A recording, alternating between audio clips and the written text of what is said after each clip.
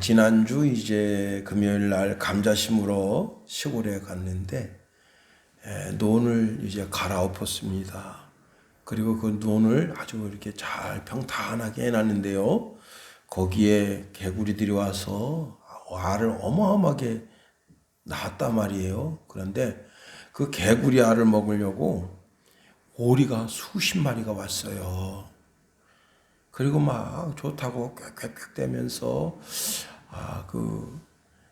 이제 개구리 알을 먹어야 되는데, 옛날 같았으면 동네 사람들이 공기총 가지고 와서 그것을 잡아서 그날 오리탕 해 먹는 것이 옛날 풍습이었지만, 누구 한 사람 그 오리떼가 거기 수십 마리가 날아와서 앉아 있는 것 보고 돌팔매질 하는 사람도 없고요. 그냥 지켜보면서 참 좋다 합니다. 자, 우리나라가요, 참 먹고 살기 좋은 나라가 된 겁니다. 공지천에 이제 오리, 가마우치 그리고 원앙이 수십 마리가 날아와 앉아서 먹이 활동을 합니다. 얼마 전에 어떤 아기가 뜰채를 가지고 와서 물고기를 잡는데, 제가 그 아이한테 물었어요. 야, 뭐 잡은 거 있니? 그랬더니 제가 한 마리 잡았는데요, 그냥 놓아주었어요 합니다. 어릴 때는 그 강이든 들에든 그 냇가에 있는 그 고기 잡아가지고 그 고무신에다 집어넣어놓고 쳐다보고 또 쳐다보고, 그리고는 이제 그것을 집에 들고 오면 어머니가 그걸 또 이렇게 튀겨서 간식으로 주셨던 그런 기억도 있습니다. 공지천에 물고기가 그렇게 많아요. 시커매요. 그런데도 누구 하나 그 공지천에 들어가서 물고기 잡으려고 하는 분이 없습니다. 참 우리나라가 먹고 살기 좋은 나라가 됐습니다. 어릴 때는요, 메뚜기도 그렇게 참 잘 먹었었어요. 메뚜기를 잡아가지고 들기름에 싹 볶아가지고 그걸 소금을 탁 간해서 먹으면 그게 그렇게 맛있었어요. 어떤 분은 메뚜기 보고 징그럽다 하지만 그분은 정말 힘들고 어려웠던, 우리나라의 그 보릿고개라고 하는 정말 힘들고 어려웠던 시기를 몰랐던 사람입니다. 제가 이제 장암제일교회를 섬기는데 거기 이상순 권사님, 그 권사님이 이제 저랑 늘 짝이 돼서 교회에 신방을 합니다. 그런데 그 동네에 아기 5학년짜리 여자아이가 있었는데 얼굴에 이렇게 버짐이 생겼는데요, 머리를 이렇게 길게 해서 이 버짐을 가리고 다녀요. 자기도 이제 창피하고 그런 걸 알아서. 그래서 그 권사님이 이제 가끔 자기 주머니에 500원 있으면 500원짜리도 용돈으로 주고 1000원짜리 있으면 1000원짜리 용돈으로 주는데, 이 아이가 사람을 피해서 다닙니다. 왜? 자기 얼굴에 그 버짐이 있으니까 그 버짐 있는 것을 보고 사람들이, 야, 너는 왜 이렇게 얼굴에 버짐이 있니? 병원에 좀 가봐라. 이런저런 잔소리를 해대니까 자기 집 형편은 병원에 갈 신세가 되질 않아요. 그런데 사람들이 자꾸 그런 얘기를 하니까 사람들을 피해서 다니면서 머리를 길게 길러서 이렇게 얼굴을 가리고 다니는 거예요.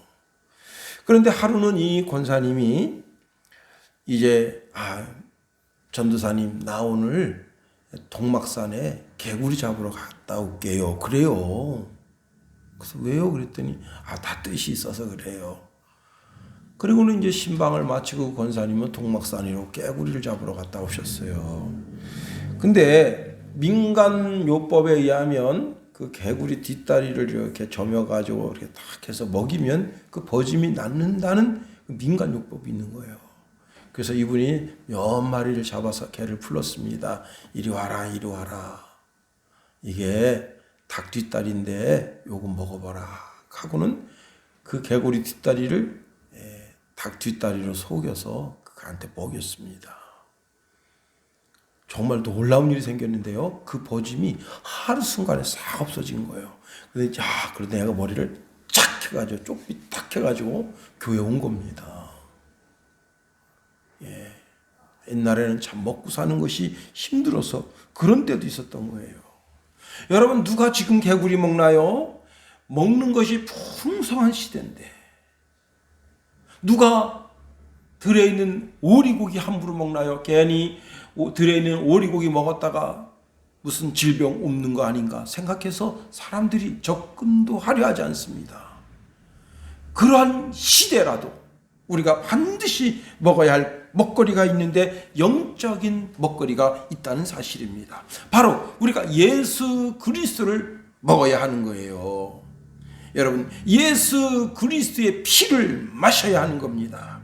예수님은 우리가 먹을 영적인 떡이고 우리가 마셔야 될 참된 음료가 되신다.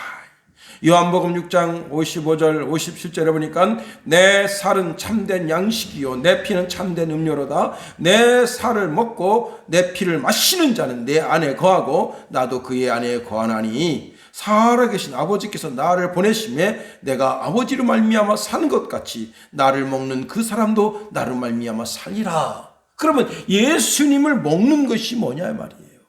예수님의 살을 먹고 예수님의 피를 마시는 것이 무엇이냐? 그것이 바로 하나님의 말씀을 잘 듣는 것이다.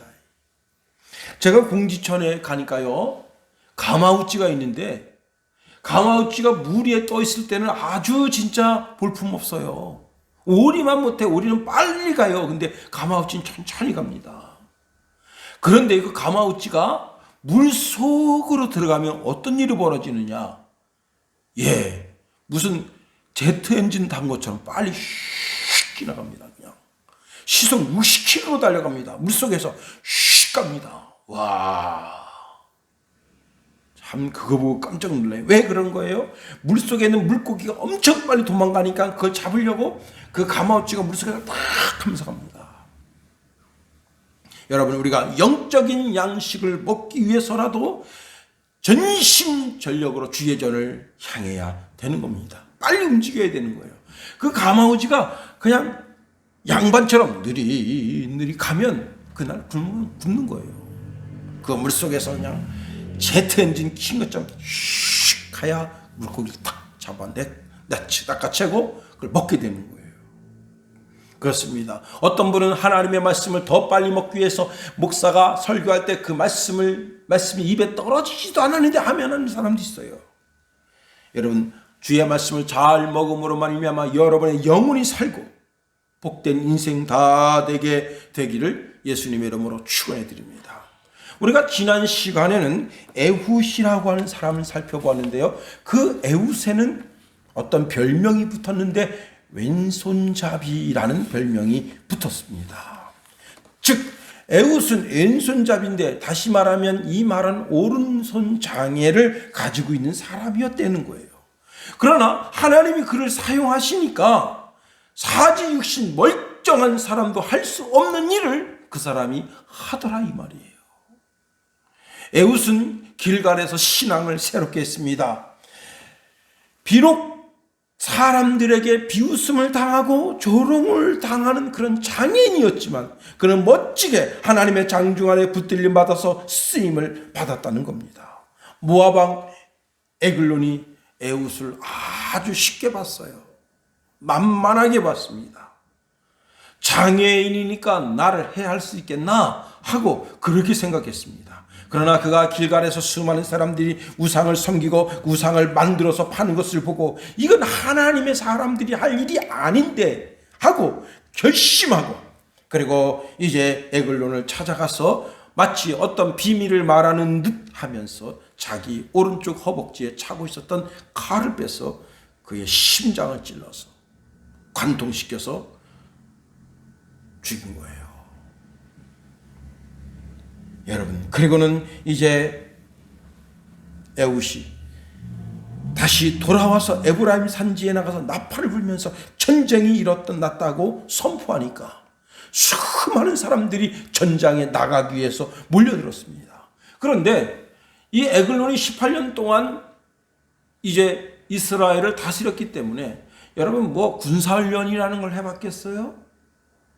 아니 칼을 한번 잡아봤겠습니까? 창을 한번 잡아봤겠습니까? 무기나 제대로 있겠어요? 오합지졸인 그 군대를 끌고 나가가지고 그때 당시에 1만 명을 쳐서 죽였다. 그리고는 80년대 태평성대를 누리게 됐습니다.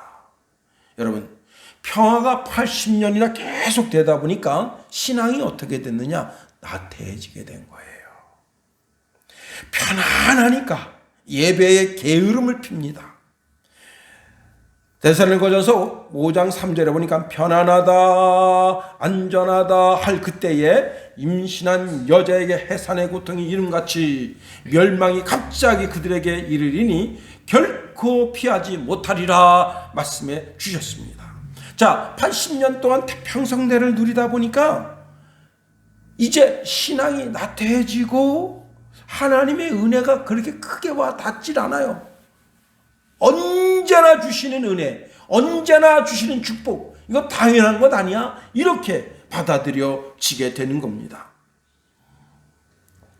얼마 전 이제 36사 사단 지역에 있는 택시기사분이 이러다 전쟁 나겠습니다 하고 글을 조바심 나서 글을 올린 글을 소개하는 것을 봤습니다. 최전방에 철책을 뜯어내고 빵칼을 헐고 탱크와 대포를 후방으로 미루고 그리고 군인들이 전자장비로만 철책을 지킨다 이게. 실제 사병들이 나가서 철책을 응시하면서 철책을 지키면 바람이 너무 차갑고 추운데 영하 20도 30도 그런데 사병들을 고생시킬 수 있겠습니까? 그러니까 우리가 그렇게 못하겠습니다. 그 사병들은 내무반 안에서 자면서 대기하고 있고 모니터로만 지킨다. 언제부터 이렇게 군인이 이렇게 편안해졌나요? 아니 그런 것 같으면 뭐더러 군대로 징집합니까? 집에서 편안하게 있다 전쟁 나면 오거라 그러지. 예? 자, 그러니 그 36사 사단 지역에 있는 택시기사가 이러다 전쟁 날 것 같습니다. 이게 아니잖아요. 조바심 나는 마음에 글을 써서 이제 신문사에 돌린 것 아니겠어요?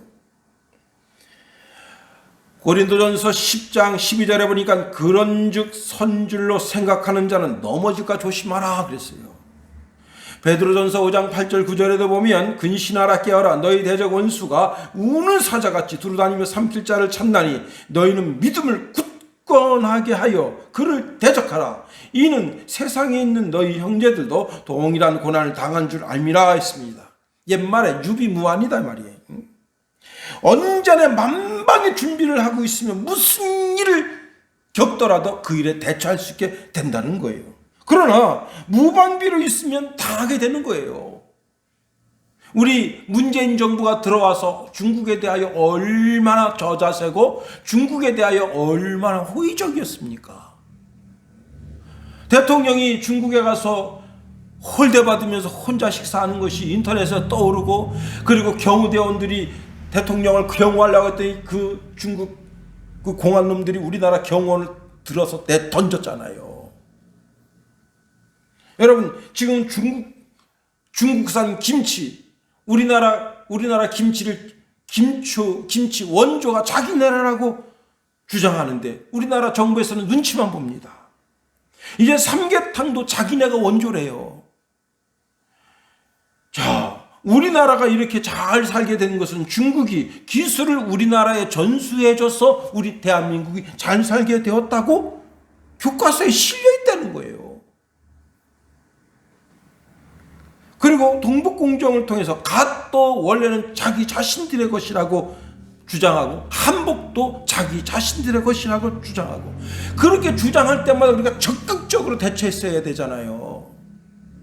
그렇게 막 중국에서 막 주장하고 그럴 때 우리나라는 뜨뜻미지근하게 왜? 중국의 시진핑이가 대노할까 봐 적극적으로 대처해야죠. 그건 우리 거다. 내 새끼가 이 새끼가 내 새끼다 주장해야지. 이 새끼도 네 새끼 네 새끼도 내 새끼 그러면 되겠어요? 안 되잖아요. 여러분 에웃이 이제 나이가 많아 늙습니다. 귀가 어두워서 나라를 잘 살피지 못합니다. 그리고 에웃의 귀를 가리는 사람들이 많아요. 좋은 이야기만 한다. 좋은 옛날에 이승만 대통령 말년에 그 밑에 있는 장관들이 좋은 이야기만 합니다. 좋은 이야기. 좋은 이야기를 들으니까 나라를 개선할 만한 방법이 나오지가 않는 거예요.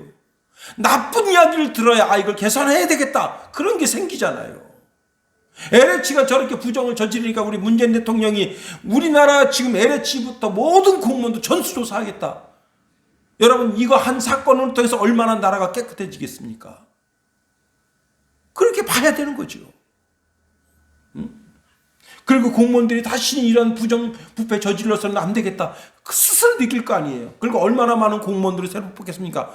뭐 공무원들, LH 공무원이고 뭐 모든 공무원들 다 줄줄이 사탕 다 나갈 거 아니에요. 왜 웃어요? 저는 다 날아갈 거라 생각합니다. 다 잘라낼 거예요. 왜? 그런 부정한 인물로서 우리나라를 새롭게 할 수 없다. 이게.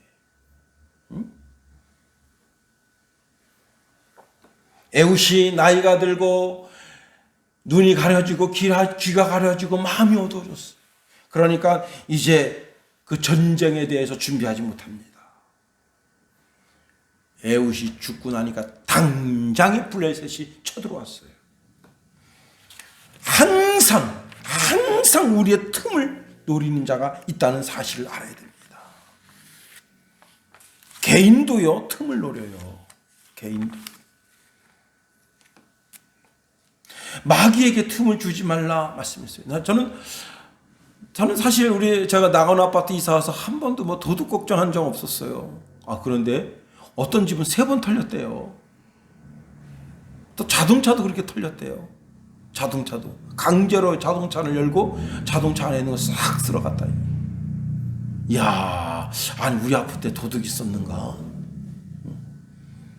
언제든지 유비무한 마음의 준비를 해야 되는 거예요. 마귀는 언제든지 우리의 틈을 탑니다.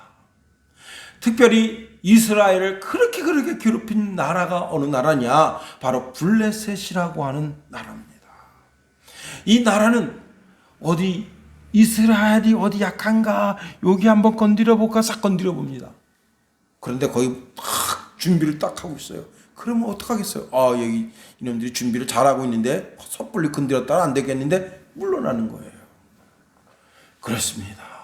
그런데 에웃이 죽고 난 다음에 블레셋의 특수부대 600명이 이스라엘의 국방이 센가 세지 않은가 알아보려고 들어와가지고 이스라엘 진영 내 들어와서 남자들을 막 죽이고 여자들을 빼앗고 물건을 막 강탈해 갑니다.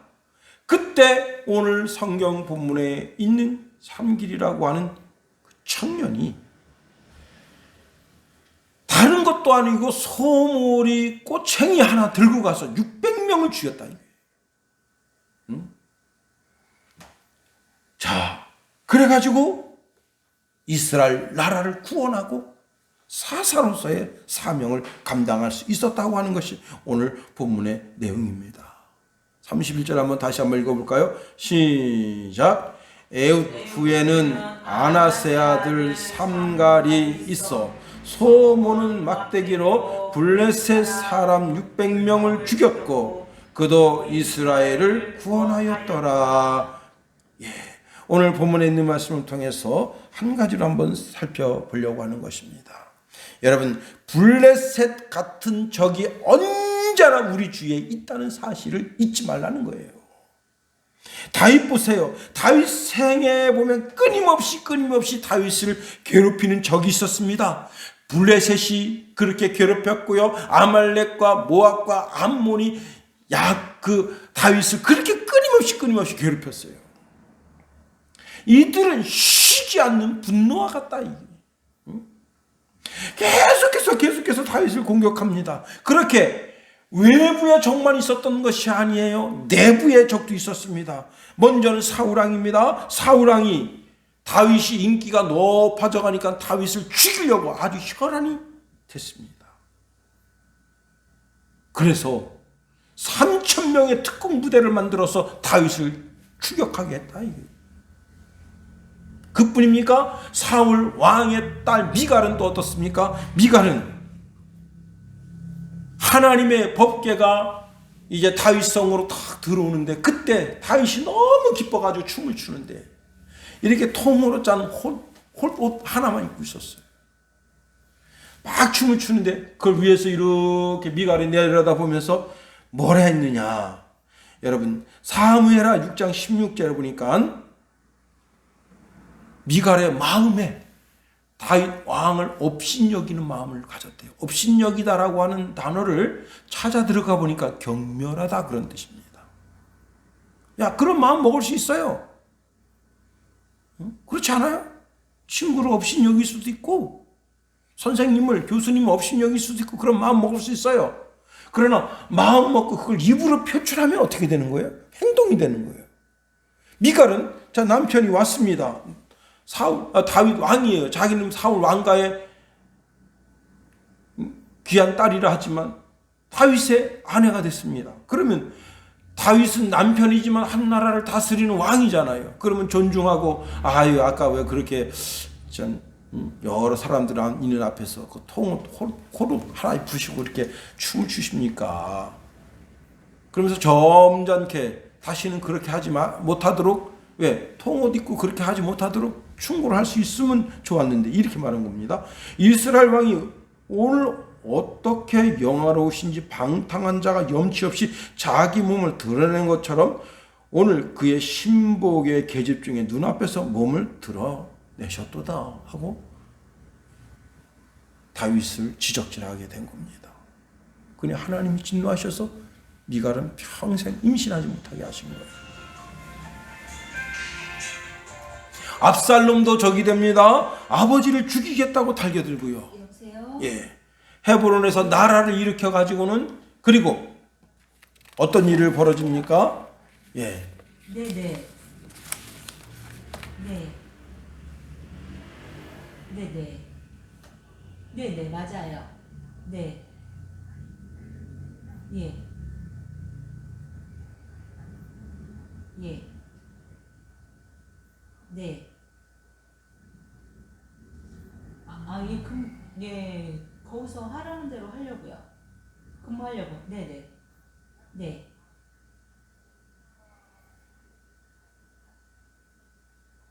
네네. 그냥 끊어요, 그냥. 네, 알겠습니다. 네네. 예. 네네.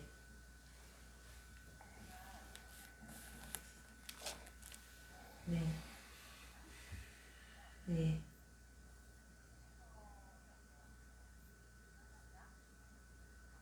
예, 예. 네, 알겠습니다. 네. 아이, 참네요. 주기도문 하겠습니다. 하늘에 계신 우리 아버지, 아버지의 이름을 거룩하게 하시며 아버지의 나라가 오게 하시며 아버지의 뜻이 하늘에서와 같이 땅에서도 이루어지게 하소서. 오늘 우리에게 일용할 양식을 주시고 우리가 우리에게 잘못한 사람을 용서하여 준 것 같이 우리 죄를 용서하여 주시고 우리를 시험에 빠지지 않게 하시고 악에서 구하소서. 나라와 권능과 영광이 영원히 아버지의 것입니다. 아멘.